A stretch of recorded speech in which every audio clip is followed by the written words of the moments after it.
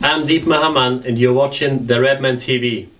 Hello, welcome to the Redmen TV. It's the first ever edition of the Redmen movie review show or whatever. Anyway, when this film dropped onto my doorstep this week, I thought it was basically going to be a massive pile of shit. It's a parody film at Manchester United called United We Fall. The premise is pretty simple, basically making a little bit of a mockery of a Man United team that instead of going on to win everything, completely cocks it up. So in theory, the premise should appeal massively to Liverpool fans, so that was at least me in. Putting the pressure on, they've got a corner. It was a corner, and the strikers come back to defend the corner, as you know, and they can't do it very well. And so when the ball came and I called, keeper, ball, and I went to punch, Modo went to head it, and I punched him in the face. I was going for the halfway line, so I punched him really hard, and he was seeing birds and stars and stuff. I had massive fears, basically because, as we know, anyone who's ever watched a football film will know they are, by and large, utterly dreadful. Although he is a friend of mine, the guy behind them, the goal films, Jag. I mean, ultimately, the first goal film is about a guy who comes over from Mexico to apply his trade in the Premier League, ends up at Newcastle, and the climax of the film is him scoring a goal against Liverpool. Nice one. Obviously, we've seen a whole host of other garbage ones. You know, when you talk about Escape to Victory being the best football film of all time, literally because it's got Sylvester Stallone not knowing where to stand for a corner kick in it and a bit of Michael Caine.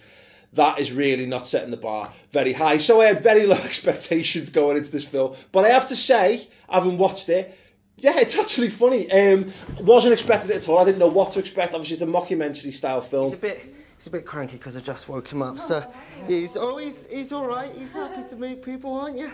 What's back now? Oh, that is the Japanese symbol for Ollie Hunter. I got my name on his back.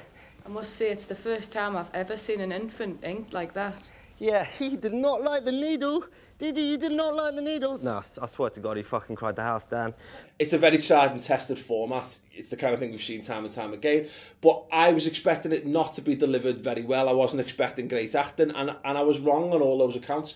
It's actually shot very nicely. I think cinematography-wise, it's functional. But ultimately, for the genre it's in, it does the job very nicely. I mean, I suspect it's probably shot on like a Canon C100 or C300, but again, that's exactly what you need to do in those kind of films, and it's good. And what I liked most about it was the kind of sort of the self-effacing comedy. So there's a few bits where there's a man character in it who takes the piss out of being a mank and stuff, and really plays up the kind of thing, the stereotypes and stuff, but not in that really cheap and simple way. We never go in. We couldn't afford. We didn't have the money to go in, but we'd hang outside. And just anybody like parking a car, we go, look after your car, mister. And then they'd go, oh yeah, son, here's £1.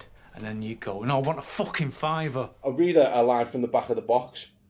Who says footballers are stupid? So you immediately think, okay, well, there's going to be a bunch of idiot footballers. There's loads and loads of easy jokes there. You know, we've seen people make a career out of taking the piss out of David Beckham not being the brightest bulb in the box. And I think a lot of it's kind of been...